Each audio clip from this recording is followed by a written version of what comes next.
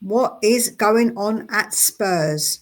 Good morning, good afternoon, or good evening, whatever it happens to be for you. I have got with me today a wonderful guest, is in Dan E from the Hotspur Hood, and I will be putting his link below if you're not already subscribed, which I'm sure you already are, but make sure you do subscribe to him. How you doing, Dan, apart from Tottenham? Oh, same Spurs, different day, innit? Basically, back to that saying again, I think. Yeah, I don't know if it ever really goes away, to be honest with you.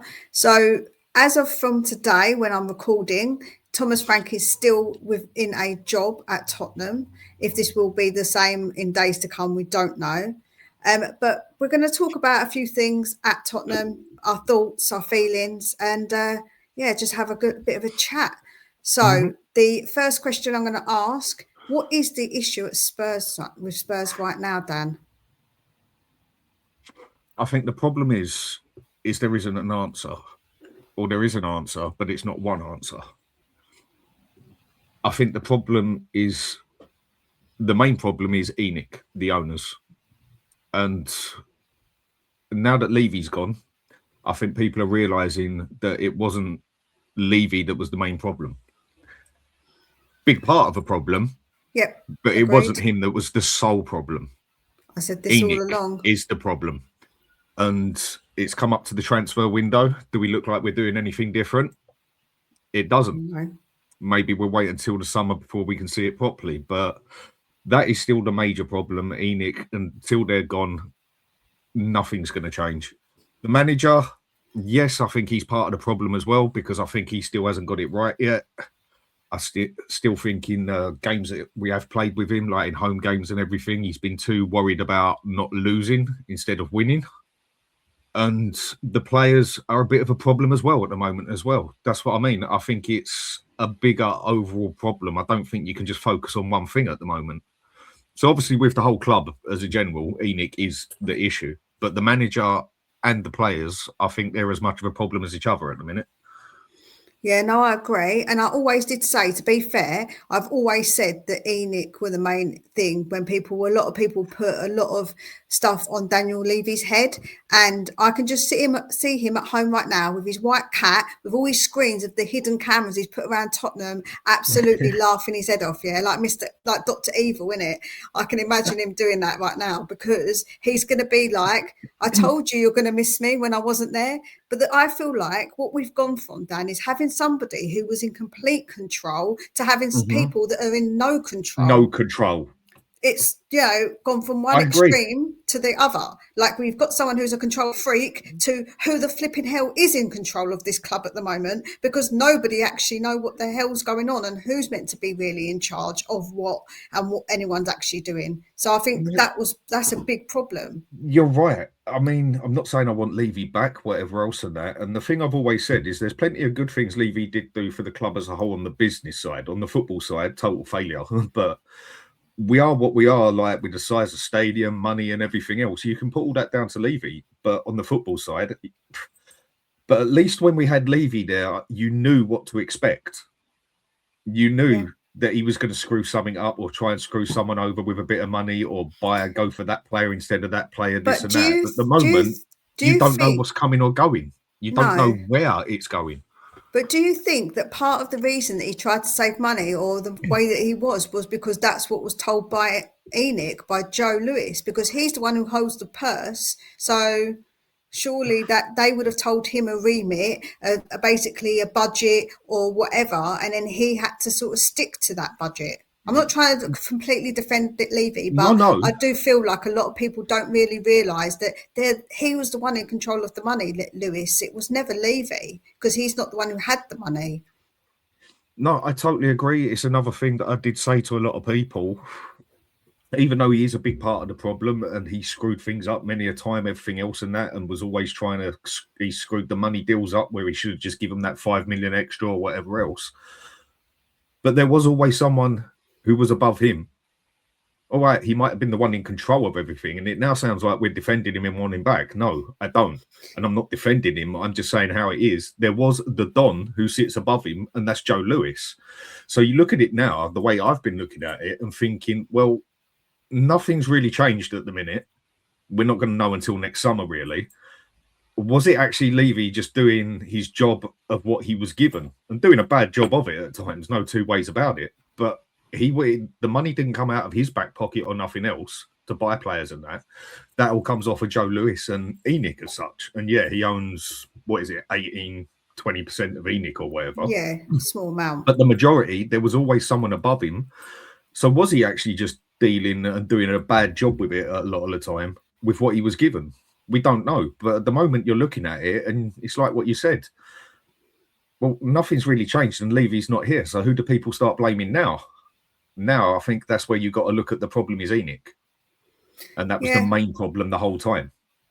Even though he was part of the problem still. Yeah, no, I agree with that. And I think that a lot of people forgot that as soon as Levy went, they seemed to drop the whole ENIC and Levy out. They just went to, oh, great, Levy's gone. He's the main problem, which I never really subscribed to that at all. And I think that people are going to say, people got my back about Levy anyway, so I don't really give a damn. But the fact is that I always felt a bit like he was the fall man, and now they're trying to dig him out and say, look, it was all him. And so ENIC like, look, it's a new shiny us. We're okay, guys. We want what you want. And I never really quite believed that because I was a bit like, really? I felt like Levy was just a fall guy who just got a lot of the blame and a lot of the hate. And actually, I don't know if it really was all him in a way. Mia, if that's the way they wanted to do it, then fine, go and do it like that because they got the perfect chance to do that. Then go and stick 150 million and get us a couple of players in there that we need desperately. And they could get away with doing it then. Whereas now we're like 11 days into the transfer window. We've sold a player. That's it. Oh, we just bought a 19-year-old again. Great. Do you know, Joe, what's worse? I predicted it like the mystic Meg that I am. I said, when we sold Johnson, I said, you've got to be careful. We need to replace him in case Kudos gets an injury. 7 days later, exactly 7 days later, it happened. And he's out for the rest of the season now as well, would he? 3 months, something like that? Yeah, he's going to probably be out. Yeah, knowing what we're like, it'd be for the rest of the season, isn't it? But yeah, that's the thing. So they definitely need to get their act together if they want to prove it, because I think so far they've not really proved a lot apart from that actually all this finger pointing at Levy. It meant, nothing's actually changed because you point the finger at Levy and forgot that there's actually, there's those fingers pointing back at you. Those 4 fingers are pointing back at you when you're pointing your one finger. So don't forget that. And I think they just sort of did forget that. But it's not defending him. It's not defending him. Sorry, last bit I'll say a bit more. It's not defending him. I'm not saying he wasn't. He was a big part of the problem. But like we're saying, nothing's changed. And I think it shows there was a bigger problem overall. And that is until ENIC had got to go. Yeah, no, I agree. So let's get on to the next topic, which can Frank turn it around? Because of course there's been a lot of discussion about Frank, the way he plays, about the fact that he's obviously come from a team where he was there a very long time, but ambitions were always low at Brentford. It wasn't ever high expectations there, and he was very comfortable at Brentford, not having to really push himself, if you like, to a bigger expectation. And at the minute, we aren't doing great. We've just been kicked out of the cup. We've only got the Champions League, which we all know we're going to get kicked out anyway at some point. So I don't hold much hope for that. So do you think that Frank can turn this around? What has he got to turn around? The season's done and dusted, basically. I mean, can he get us higher up in the league? Can he? Because it's quite close in the league. So do you think there's a point, like for me, I think that we should be up higher in the league. And now we've got no extra games. If we kind of have no extra games, would you say that he could maybe possibly get us into a European place? I don't think we're good enough for a European place, but I think we're better than 14th. I think with the choice of players he's got, I think we are still better than 14th. I'd say if he gets us up to 8th, I think he's had a respectable season overall. If he can turn it around and get us up to 8th or even 9th as such, I think we can't say he's had a bad season as such, because the team isn't great. The players we've got aren't great. The manager, I think he needs to sort himself out as well as a problem overall. Can he do it? It's a very tight league at the moment. There's only 4 points in it here, there, and everywhere, isn't it? It's only going to take a matter of 2 games, and then next thing you know, we're sitting in 7th. Yeah, that's true. there's still enough time to turn it around. Can he do it?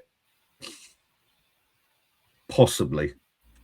I honestly, I'm at the point where things, Mia, where I'm right on the fence. I just don't know. I could believe he could, but then it wouldn't surprise me if we ended up finish 15th or 16th the way we're going at the moment. I think it can quite easily go either way. Yeah, see, for me, I'm at the point now where I think I've always said I'll give him enough rope, and I think that's like the perfect thing because you give someone enough rope, and they're going to obviously hang themselves, as the saying, or show their true colours, if you like. And I do think that with Frank, I just don't think he's handled any of this very well. I don't think he's handled the pressure very well. I think that the No, way he I agree. talks.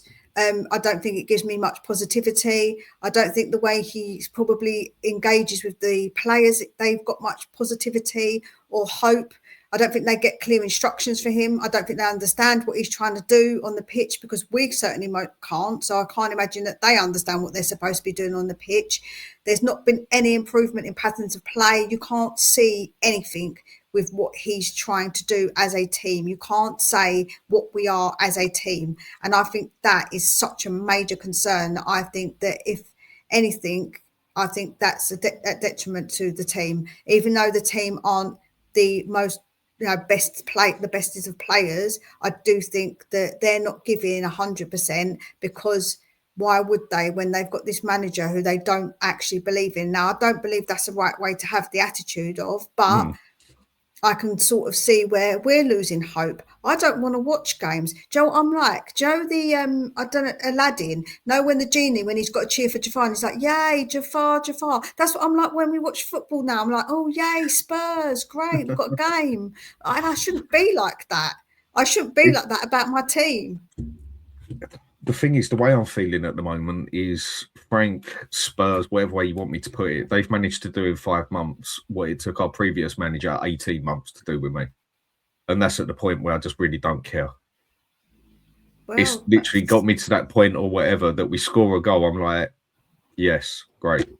Let's see where we go now, sort of thing. Whereas it used to be I'd get loud over it, put some effort into saying, yes, come on, get in there. That's it. Whereas now I'm sort of like, yeah, I'm at that point where it's just numbed me off a bit again. And it took 18 months to do it with the previous manager.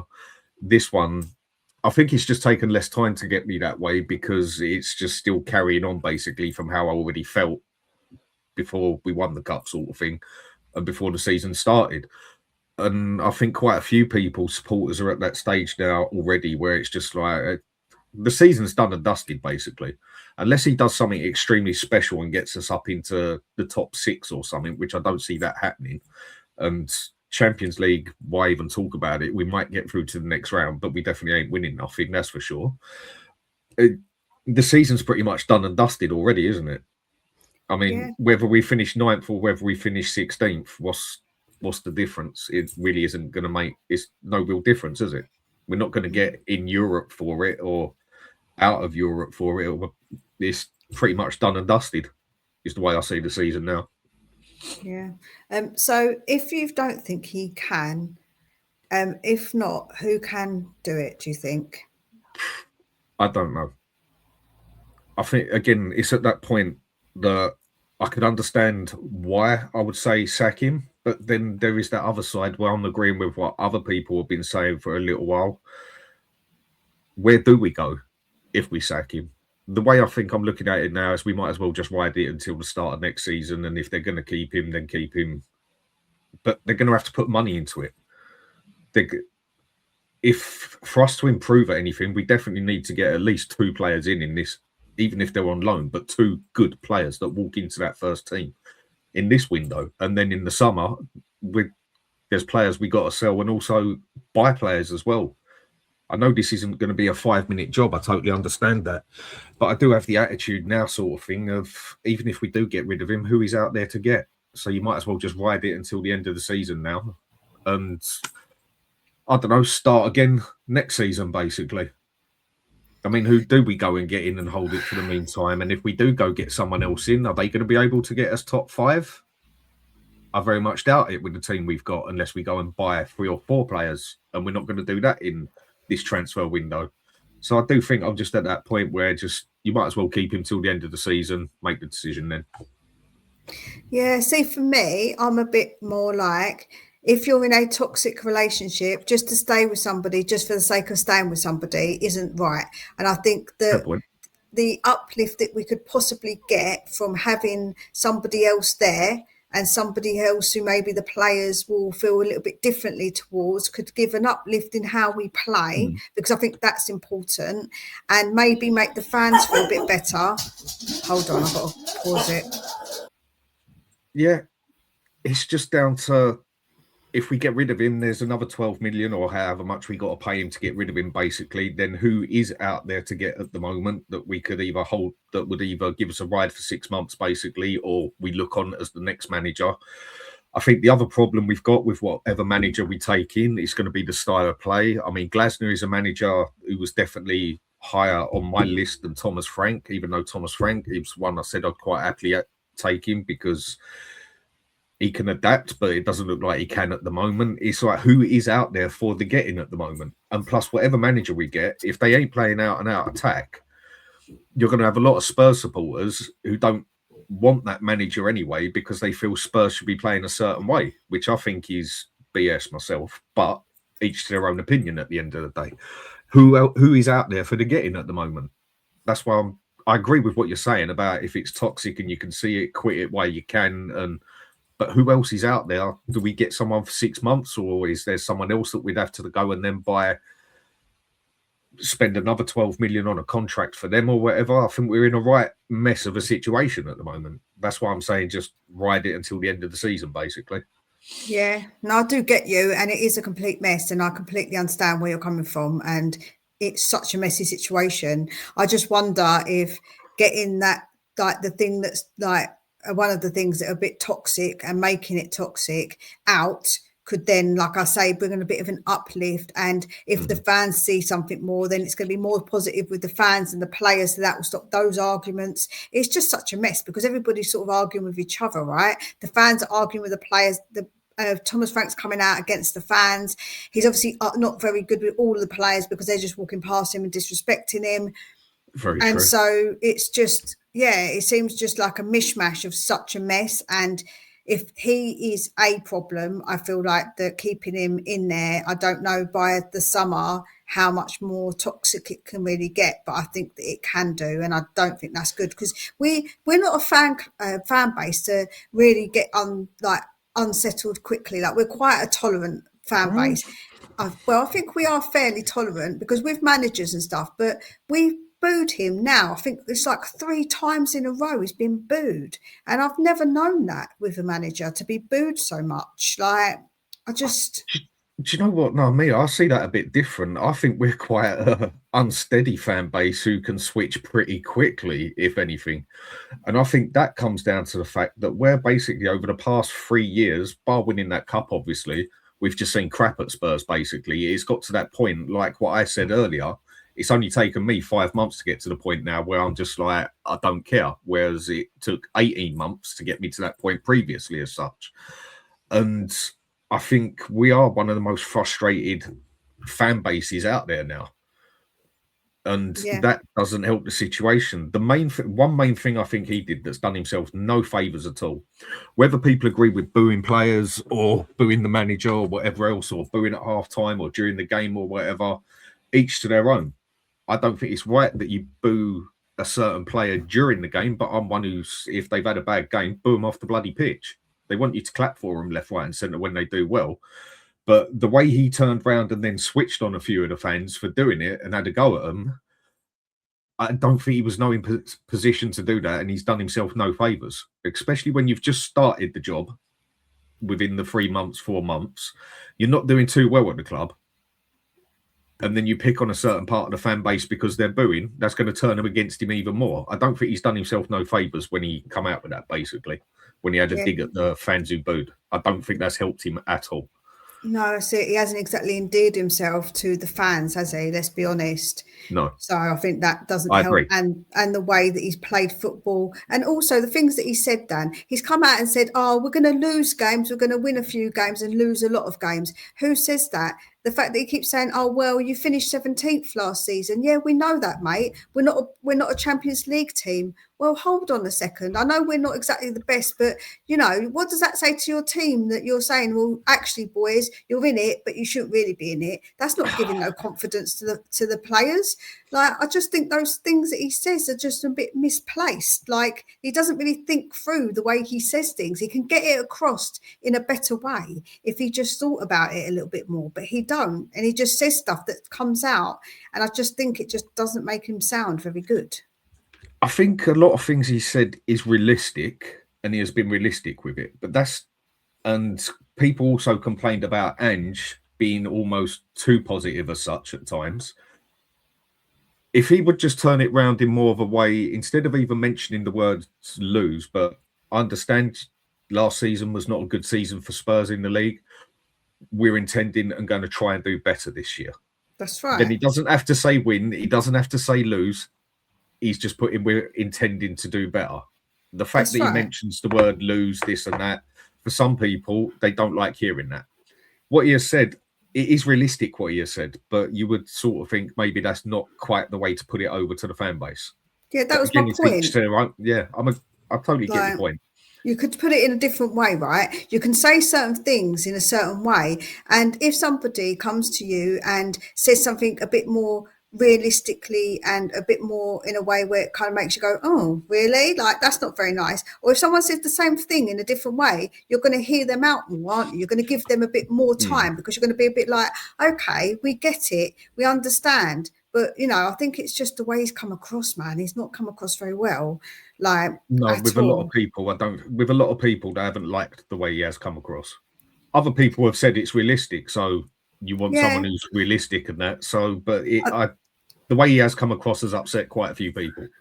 Yeah, the last thing I'll say on it is that I think that going to other people's club, like going against other people's teams and then bigging them up massively and basically making out like they're so great, and you're then slagging off your own team that you are the manager for, is never going to go down well with fans. Let's be honest, that's never going to go down, because that's basically what he does. He goes, oh, this team is so good, they do this and they do that, and then he's like slagging Tottenham off in a way and having little digs, and I think that is never going to go down well with fans. So no. I think that's always going to be an issue. I get where you're coming from.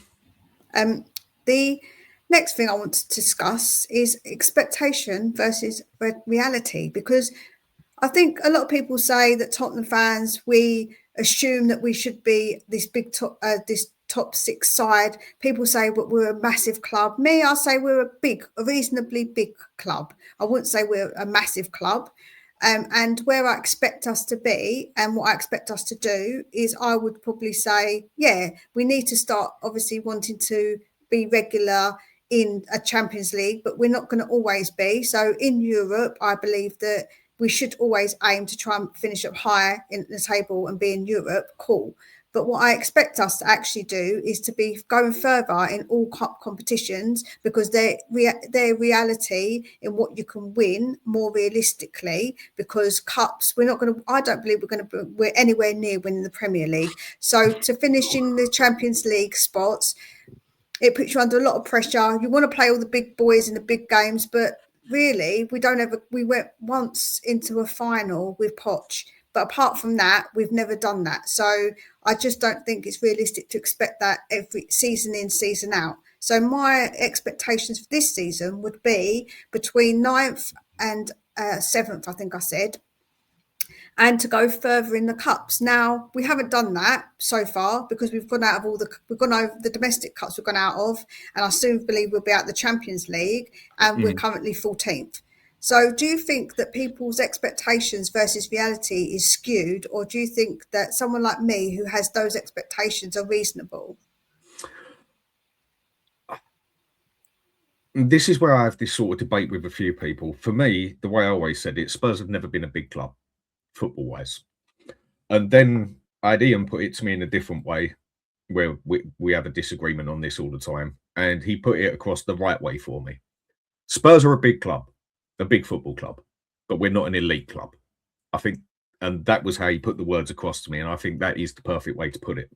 Now, if you was to look at Spurs, and stadiums we have, money we have, support we have, how well we are known over the world, being one of the top 7, or is it top 8 richest clubs on the planet, you expect more. You'd expect more on the football side. But if you actually look at us history and everything else, when have we ever actually been a big football club? A cup club is what we have been at best. Yes, we went through 2 years, many, many, many years ago, before me and you was even alive, where we won cups and whatever, where we won the league and that. But you even look at Everton, Aston Villa, and whatever, they've won the league countless times compared to what we have. We have never been a winning the league club. That's why I won't say we've ever been an elite club as such. But we are a big football club, and with everything we've got, yeah, you do expect more. I mean, the money we do blatantly have and everything else, yeah, you do expect more. You expect more than, what is it, 2 cups in 25 years and that, don't you? Whereas league and that, we have never been a big club in that aspect. We have never been an elite club. We have never been ones that has won the league 8, 9, 10 times. I mean, even Everton have won the league 8 times. I think we've won it twice. And that was how many, God knows, years ago. Like I said, before me and you were born. I think the other problem is, and this is where people look on it in different ways, a lot of people want to see success. They want to see us winning cups. Okay, so take last season, forget the league, but we won a cup. It was great to win a cup. But if you want your club, the way I see it, the way it works now, football is more of a business than it is an actual sport, is the way I see it now. Shouldn't be like that, but it is. Where are you actually going to be able to take your club further? If you've got people who want, owners who want to make your football club bigger and get you somewhere, what's going to be able to help you get the money in, get the players and everything else more? Going, say, 3 years straight and finishing 10th and winning the FA Cup for 3 years straight, or finishing in the top 4 for 3 years straight. Finishing in the top 4 for 3 years straight is going to have you in the Champions League 3 years straight, and also the extra money to spend.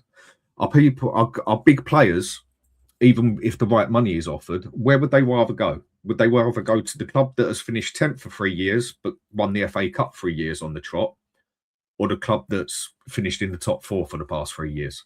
Realistically, they're going to want to go for the club that's finished in the top 4 and be in the Champions League, because that's where they want to be.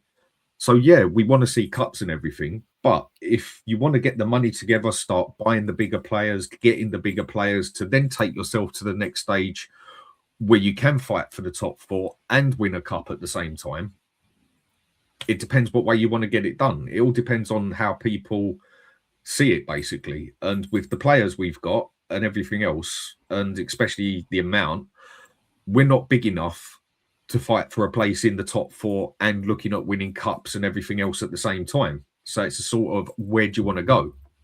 Some people are more bothered about, they'd rather be in the Champions League. Others don't care where they finish in the league. They'd rather win a cup. But out of the question for you, what takes a team further? Finishing in the top 4 3 years on the trot, or winning the FA Cup and finishing 10th? What can take a team further? A club? I guess it depends on what you specify as further. See, I feel like trying to win the league, which we did do with Pochettino, didn't really get us anywhere. I know that we're building the stadium, and obviously he did actually apparently get offered players that he didn't want. I think he got offered Tielemans, I think it was, he got offered somebody anyway, and he didn't want them. But I just think that when we was in that position, everybody was saying, why is he not going for cups, right? Because he did say cups build egos, and hence why I'm not the biggest fan of wanting him back, because I think that that's not the attitude to have. But we wanted something more, and we said that wasn't good enough to just be challenging, because at the end of the day, it is about, at the end, what you've got to put on the table. When you finish, when you get old, you can say, my team had these cups to put on the table, and not finishing second, not finishing third. And if Arsenal don't win again this season, which I'm really touching wood because I'm getting a bit worried that they might, if they win it, and if they don't win it, then obviously all that time they've challenged for what? Like, what have they actually really done and built as a club? They built a club that can challenge but not actually win anything. But realistic, if we go for a certain player, quality player, how is he more likely going to come to us? If we finished in the top 4 this season, or if we finished 10th and won the FA Cup?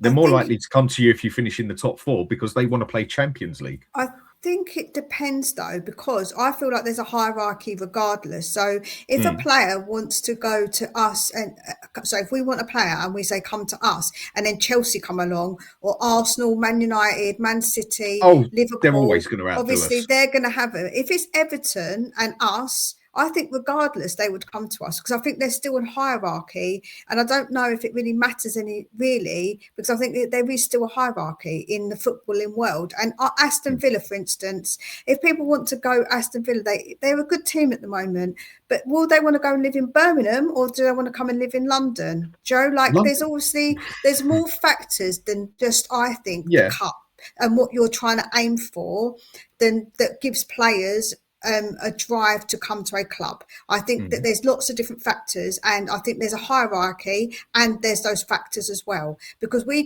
I think it was Madison, we got over Newcastle because his missus apparently wanted to You live in wanted to be London. in London. That's And right. Yeah. they've got a lot of money, Newcastle, but his missus said no, no, no, I want to live in London. So there's the pull of London as well. Like I say, I feel like it's multifaceted. I don't think it's as black and white as you're in the Champions League and you're not, and that will get That you is a a big player. offer, though. I mean, Newcastle didn't have no Yeah, Champions League to offer then either. If you can offer Champions League, I but just personally feel that that has more attraction than you won a they've got cup it. the season before. But they've got it now, Dan. And look how many people rejected them when they were trying to get, when the thing happened with Isaac. How many people rejected Newcastle, and they were in Mm. Champions League and they still rejected them? Why? Mm. So it don't always work like that, because they did have it and they still didn't get players. They still get rejected here, like all over the shop. And Struggle with money though, Newcastle, don't they? Even though they're the richest club on the planet by the owners, with the money they bring in and the way you're allowed to spend it and that, they can't spend the money well, they've got. they did try and get Ekatike. Was it Ekatike they tried to get? I'm not sure. I can't Not remember. one, the one that went to Liverpool, because it was Isak All went right. Yeah, yeah. and he went. And the fact is they tried to get him, and he said no. Not only okay, because Liverpool obviously come along, but they had Liverpool is champions. Liverpool. Yeah, of course.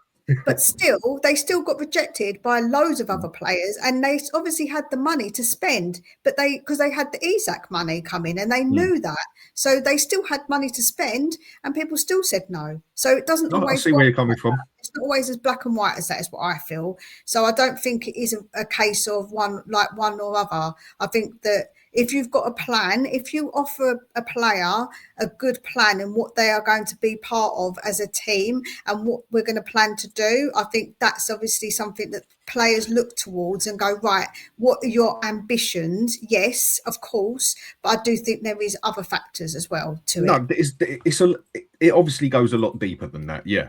My point was just, I think you can take a club further and make it bigger over a matter of 3 or 4 years by just finishing in the top 4 than finishing in the top 10 and winning cups.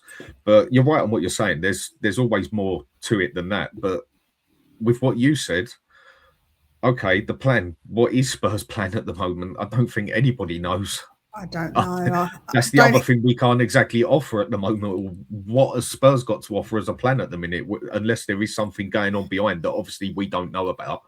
But at the moment, I think every Spurs supporter is sitting there and haven't got a clue what to expect next and haven't got a clue what's going on. No, I don't think so. I think that a lot of fans were probably quite excited to have Frank, and their expectations of Frank. Maybe I didn't have I didn't go like well high with my expectations of him or the team, but I think that he's now really gone way below those expectations. And my thing is that a lot of people weren't mentioning the bigger picture when it come to Ange, and now everybody's all about the bigger picture and not really speaking on how actually Yes. Frank's expectations should have been what I really said. Between ninth and Mm. seventh is realistic, and to go as far as you can in the cups, I think that's realistic. But he hasn't achieved that. So for me, I think that he's definitely gone below what I expected of him this season. I I thought he was one. I think he was my third or fourth choice. I would have quite happily taken in because he's always been a manager, good coach that I thought can adapt, play with the cards he's got on that. And I must admit, I agree with you. He hasn't done as good as I thought he would do. I thought he'd finish us in the top 7, top 8. I mean, by the end of the season, he might still pull that off. I don't know. But at the minute, I think 9 out of 10 people will sit there and agree with you and saying he's not succeeding at the minute. But I do think a few people, I'll speak for myself here. I did not think Ange was a good manager. Finishing 17th, there's no excuse for that, even though we won the cup and whatever. I know some people say, well, he won the cup, so at least give him halfway of this season, whatever else. I think a few of us, I'll speak for myself again, I blamed practically 90% on him on why we done so bad in the league. But now I do look at it with some of the way the players aren't really no different. Ange was still a big part of the problem, but I think the players were a bit more of the problem last season than I took it in for. So I'll speak for myself there. But I think a few other people are seeing that as well. But I have seen that all of a sudden with some people, it was like it was all Ange's fault last year, but now all of a sudden it's not Frank's fault at all. It's all down to the players. I think this is where we got to look into it in the middle a bit more. I've got to accept, I think that, okay, it wasn't all down to Ange last season. It was down to the players more than I realised. And same with this season as well. It's not all down to the players, but it's not all down to the manager. I think it's the same sort of problem as last season, where I think you can say those bad as each other, basically. Yeah, no, I think that's a fair and like analysis of it for sure. Like I say, I think that a lot of people now are going, no, we don't want to talk about the manager. We're going to talk about the bigger picture. Well, where was your bigger picture last season? Because I don't accept that. I don't accept No, people I was now like that. I'll put mine up to that, Mia. I'll put mine up to that one. I was bad enough for that one. I put mine up to that one. My bad. Yeah, that's fair. At least Joe, what? I'm willing the same. If I'm wrong about Thomas Frank and he turns it around, I'll put my hands up and say, Joe, what? I was wrong about Thomas Frank. And I'm happy to be wrong, Dan, because I want what's best for the club. I want what's best for our team. And that's always for Tottenham to do well. So for me, there's no agenda, because I want everybody who comes to our club to do well. Players, managers, everybody. Like even Doris, the tea lady, I want her to do well too. So, I want everyone to do good. I would have still wanted Ange gone, but like I say, I think it would. Like I'm saying, what I'm basically saying is it wasn't all his fault last season. Like me saying it was mainly down to him. I don't think it was as much his fault as I made it out. Like I said, I was like, it's 90% him, 10% the players. Whereas now I'd say, yeah, 50-50, because I think it's the same with this one as well. And I think the players are showing that it wasn't all down to as much down to Ange as a lot of us actually thought. And where we're seeing it again, well, I'll speak for myself here, where I'm seeing it again with what's happening this season, yeah, it has made me look at the picture bigger as such, instead of just blaming the manager of last season. Yeah, that's fair. So the last question is, what can we expect for the rest of the season? I mean, I think we've covered that already, if I'm going to be honest. I mean, what to expect, I don't know. I expect us to be better than bloody 14th by the end of the season. Get us in the top 10. Okay, fine. I'll deal with that one. But what do I expect? Again, I just don't know what to expect at the moment. I expect Spurs have already bought players by now. Okay, we got our 19-year-old who no one's ever bloody heard of and played about 20 games in his bloody life. So, yeah, I expect us to at least buy a good player or two, or at least get 2 solid players on loan for the first team by the end of the transfer window now. And by the end of the season, I expect us better than 14th. But the way things are going at the moment, I honestly don't know what to expect. Yeah, I've got quite low expectations still. I still think we should be at least 9th. Like I can't see top how 10. We should be in the top 10. I can't see how anybody can reasonably say that we shouldn't be. I think our players are good enough for that, and we know that they can. If they push themselves with the right manager, with the right setup, if they're played in their best positions and played the way they should be played, I feel like realistically that's fair. And the fact is that we're now out of the cups, the domestic cups. I can't see us doing very well in the Champions League. So all I can hope for is that we see an improvement in the football when he does have more time on the training pitch with them, and he gets something through to them that we say that he needs to have done, and that people said that he could do, because he said that he's a very good coach. So I'm hoping that he does do some coaching with the time that he has now, because he's got more time. And if we don't sack him, I expect to see some coaching done. I expect to see some more patterns of play when it comes to us attacking. I expect us to have a plan, and for him not just to do random stuff when it comes to, say, subs at like random times which are not quick enough, or ones that you're like, hold on, like in the cup. I thought that actually Xavi and Odwa and that they were working well together, and I was a bit like, well, why are we taking them off and then just jigging it about and then putting Scarlett and then changing where he was going to be? And I don't know, like, it was all a bit weird what he did. So I expect that from him at the minimum if we're going to keep him. And if we lose to West Ham, boy, I feel like he's got to go. Yeah, I mean, I wouldn't have been surprised if he would have already been sacked after going out of the cup. But yeah, if we go and lose that one to West Ham, you'd say he's got to be gone or he's on his last legs. But I can see the club holding on to him to the end of the season, basically no matter what. Yeah, I think it's another season where we might be in a stage where we can also look at as lucky, whereas there is significantly worse teams than us out there. Like last season, the bottom three teams were that bad.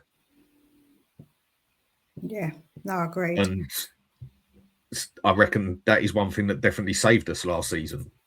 Yeah, well, we need to be saved, I tell you, because otherwise we're done for. And I can't be seeing us getting relegated, man. That would just be. Do you know what? I mean, that's a question I'll ask you quickly then. It's something that I've spoke about to a few people, and this is something that I said like about 7 months ago, that if we don't improve the way we're going as such, in a year or two, we can look at being serious, fighting for relegation, fighting not to be relegated, basically. And that was why we still had Ange. I said that, and now it's come to Frank and the way we're doing. If we don't get some serious players in there, especially by next summer, within the next 2 years, don't count it that we could go down. It wouldn't surprise me the way we're going at the moment, because we are just starting to look worse and worse. If we don't get some players in there or another manager in there that can improve it, don't be surprised by anything. Well, when you look at teams like the trajectory that West Ham have been on, the trajectory that Wolves have been on, you can see that, because you can see that they were going further and further down, getting worse and worse, right? Mm-hmm. And now look where they're at. So that isn't exactly impossible. It's not completely no, that could never happen, because you can see that can happen to us. Yeah, no, if absolutely. We don't improve.